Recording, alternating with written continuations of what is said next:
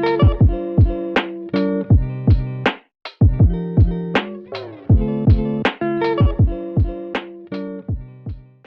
teman sore, apa kabar? Semoga baik ya. Ketemu lagi sama Diva tentunya di Nyore Podcast ya, karena udah sore. Nah, jadi yang udah aku janjiin kayak kemarin, aku mau bahas tentang COVID-19 atau yang disebut dengan virus corona. Langsung aja ya, jadi itu virus corona ini adalah virus yang menyerang sistem pernafasan. Corona ini bisa menyebabkan gangguan pada sistem pernafasan, pneumonia akut sampai kematian. Jadi, virus corona ini adalah virus jenis baru yang menular ke manusia. Virus ini bisa menyerang siapa aja deh, baik bayi, anak-anak, orang dewasa, lansia, ibu hamil maupun ibu menyusui.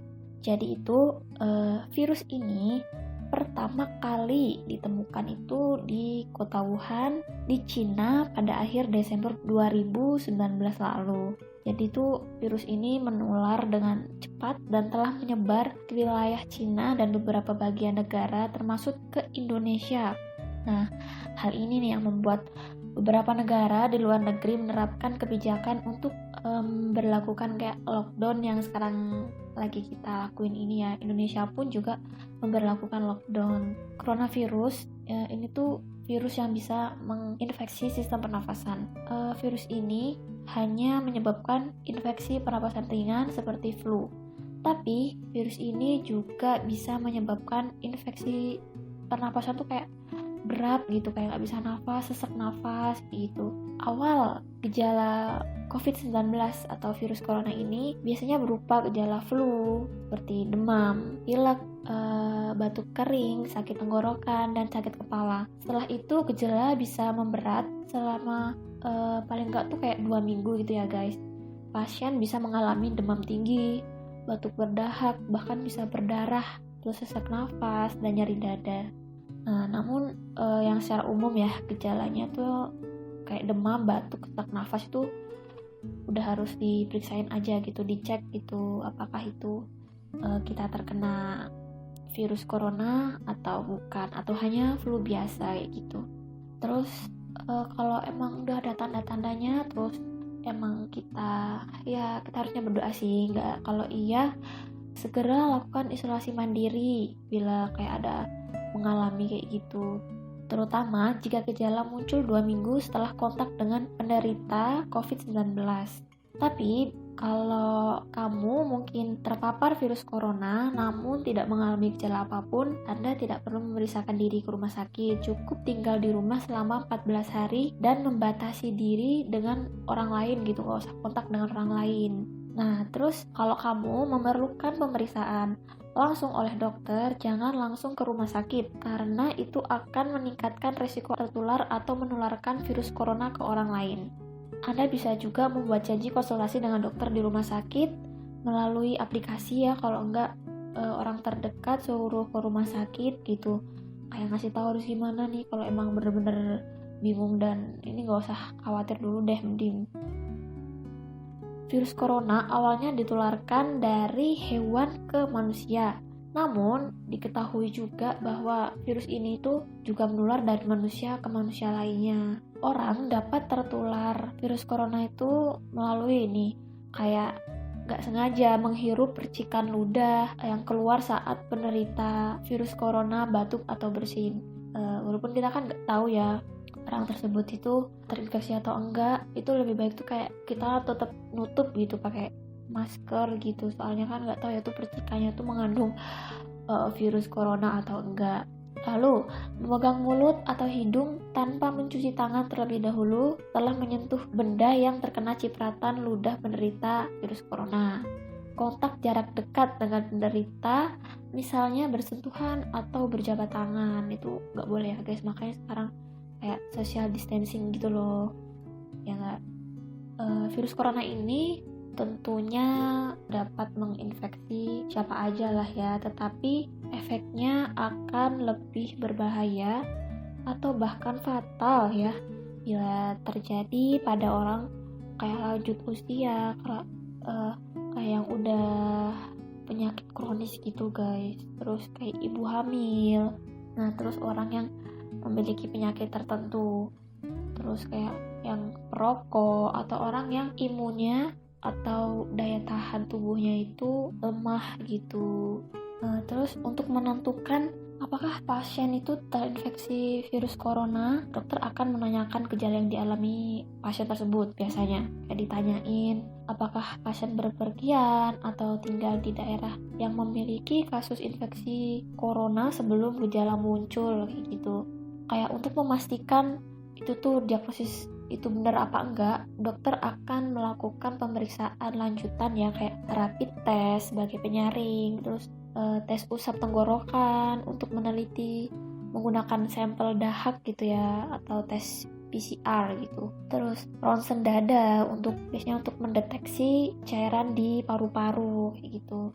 Virus corona ini tentu belum ada obatnya ya dan belum bisa diobatin, tetapi ada beberapa langkah yang dapat dilakukan dokter untuk meredakan gejalanya gitu, kayak mencegah penyebaran virus agar nggak menyebar ke lainnya lagi gitu ya. Kayak pertama itu kayak merujuk penderita COVID-19 untuk menjalani perawatan, terus dikarantina di rumah sakit yang udah ditunjuk gitu. Terus memberikan obat pereda demam dan nyeri yang aman dan sesuai kondisi penderita. Menganjurkan penderita COVID-19 untuk melakukan isolasi mandiri dan istirahat yang cukup. Jangan udah tahu terkena virus corona nih, malah kita keluyuran, jalan-jalan, itu nggak boleh ya guys.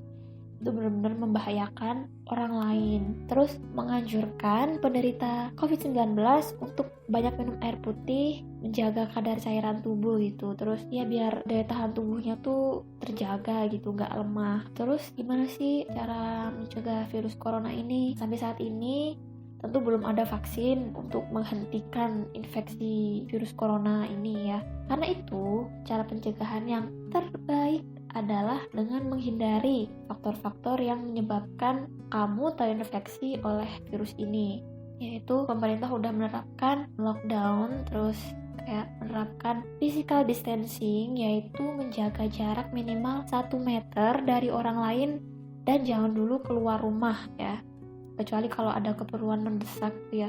Insya Allah sih gak kenapa-napa karena itu sangat mendesak gitu ya. Lalu gunakan masker saat beraktivitas di tempat umum atau keramaian gitu. Terus, ini rutin mencuci tangan dengan air dan sabun atau menggunakan hand sanitizer gitu ya. Terus yang mengandung alkoholnya tuh 60%, jangan di bawah 60%. Itu digunakan setelah beraktivitas di luar rumah atau dari tempat mana gitu, dari tempat umum gitu. Terus tingkatkan daya tahan tubuh dengan pola hidup sehat, kayak minum daya tahan tubuh gitu loh, imun gitu.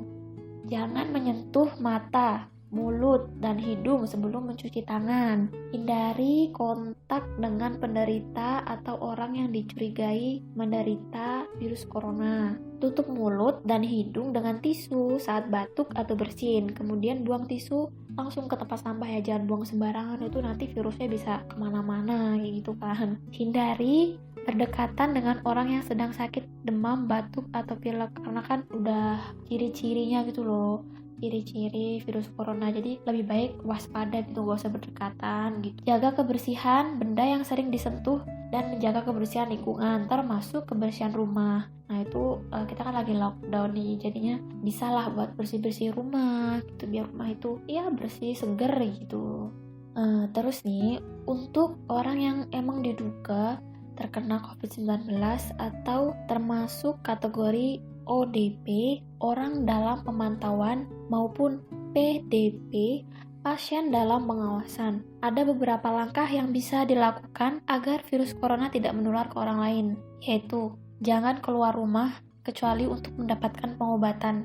Itu biasanya kalau emang udah ODP atau PDP itu akan ada pihak rumah sakit itu yang emang jemput gitu, terus meriksa gitu biar dia emang gak keluar rumah kayak gitu ya. Bila ingin ke rumah sakit saat gejala bertambah berat, sebaiknya hubungi dulu pihak rumah sakit untuk menjemput. Nah kan, jadi biar dijemput, biar dia gak kemana-mana gitu. Emang sangat berbahaya ya kalau emang mendekati keramaian gitu, tempat umum gitu. Lakukan isolasi mandiri dengan cara tinggal terpisah dari orang lain untuk sementara waktu. Bila tidak memungkinkan, gunakan kamar tidur dan kamar mandi yang berbeda dengan yang digunakan orang lain. Gitu, jangan barengan gitu. Kayak tempat tidurnya itu mending terpisah, jangan tidur bareng kayak gitu ya. Karena itu kan sama aja kayak kontak fisik gitu.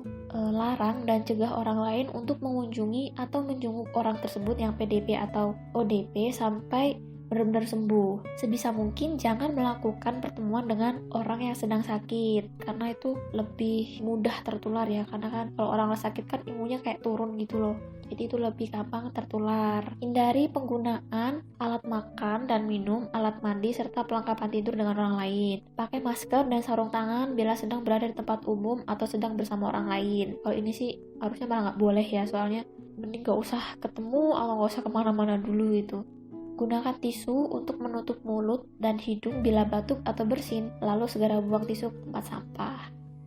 Nah itu tadi kayak apa sih virus corona, terus diagnosis virus coronanya, cara pengobatannya itu, terus pencegahannya gimana, dan lain-lainnya tadi ya guys, udah aku kasih tahu. Jadi mending itu kita lockdown aja seperti yang pemerintah udah terapkan kayak gitu. Jadi kan kasus virus corona ini kan udah kayak menyebar gitu ke berbagai negara. Nah, termasuk Indonesia juga udah terkena gitu dampak dari virus corona tersebut. Nah, jadi ini dilansir dari CNN Indonesia, jumlah pasien positif terinfeksi virus corona di Indonesia tuh katanya melonjak. Terus ada penambahan 337 kasus sehingga menjadi paling tinggi sejak pertama kali diumumkan tanggal 2 Maret yang lalu.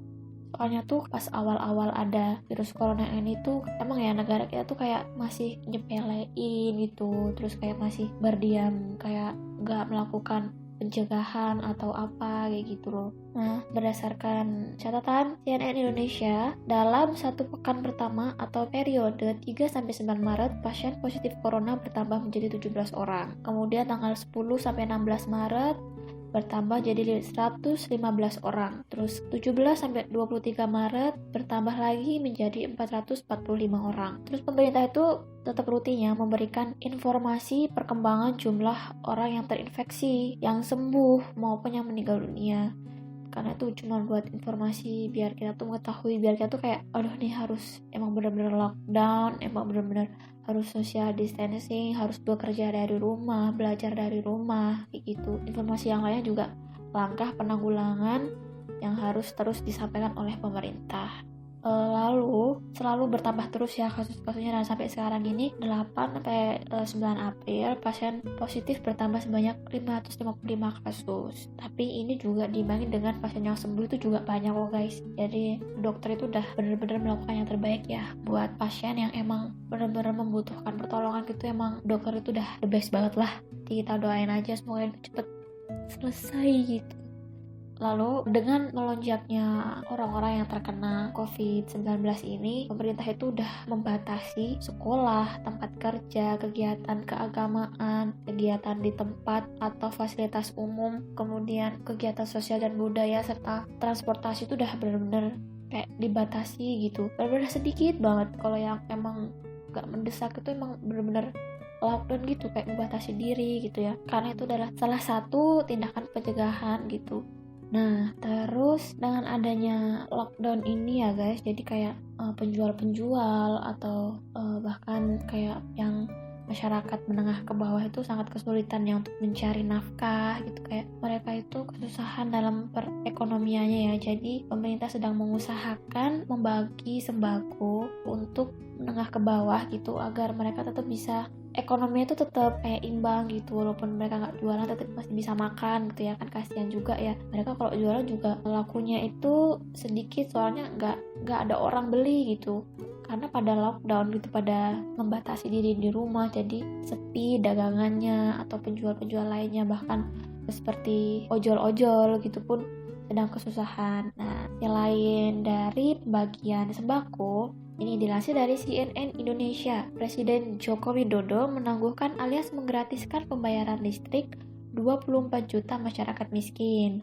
Penangguhan bagi pelanggan berdaya listrik 450 volt itu diberikan untuk menekan dampak ekonomi pandemi virus corona. Nah, Jokowi mengungkapkan membebaskan biaya listrik selama 3 bulan, yakni April, Mei, dan Juni 2020. Selain itu, untuk pelanggan listrik dengan daya 900 volt bersubsidi akan diberikan diskon 50%. Nah, itu mungkin ya biar kamu itu betah di rumah gitu, nonton TV gitu kan.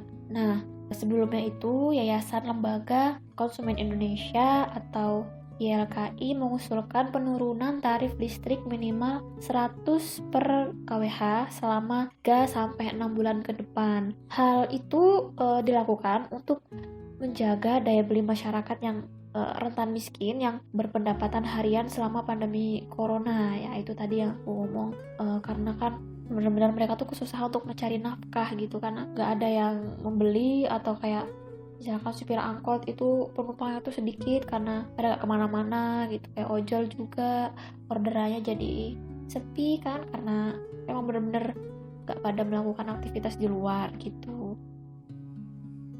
Nah terus tentu ya, kalau terjadinya pandemi virus corona ini tuh hampir melanda seluruh negara di dunia, termasuk di Indonesia juga gitu. Dan tentunya memberikan dampak negatif yang mungkin dirasakan oleh kebanyakan orang gitu. Bahkan kasus kematiannya pun lebih dari 70.000 gitu. Dan dampak ekonomi dunia itu benar-benar parah banget. Terus banyak orang yang berharap agar pandemi COVID-19 ini akan segera berakhir gitu. Terus dengan adanya pandemi COVID-19 ini, banyak sekali aktivitas masyarakat yang harus berubah gitu. Akan tetapi perubahan-perubahan karena COVID-19 ini memiliki dampak lain yang menguntungkan. Jadi kalau ada sisi negatif, pasti ada sisi positifnya juga dong. Jangan dilihat negatifnya aja gitu.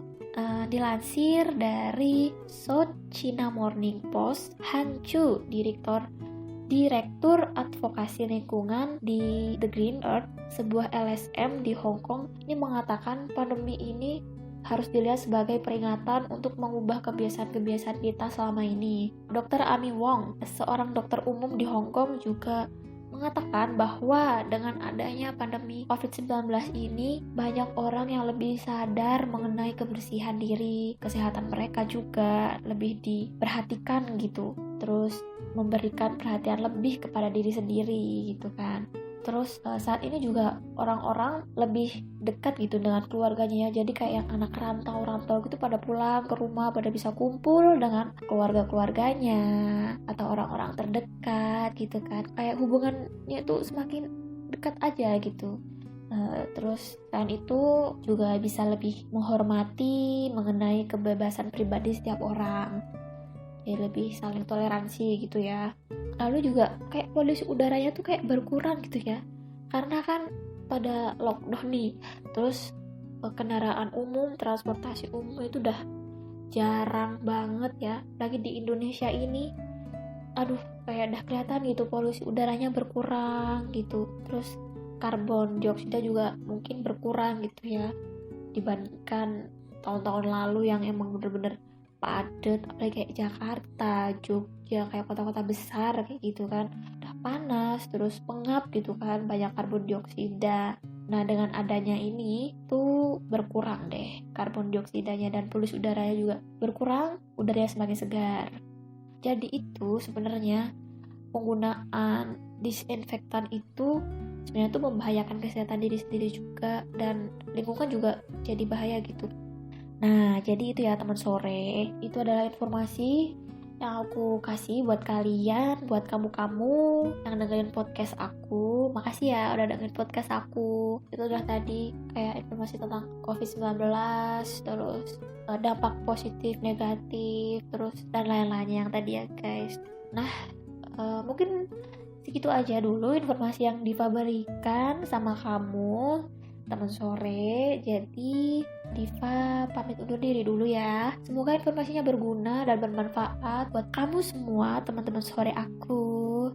Nah besok Diva bakal balik lagi di podcast selanjutnya dengan info menarik. Jadi tetap pantengin terus Nyore Podcast bareng Diva.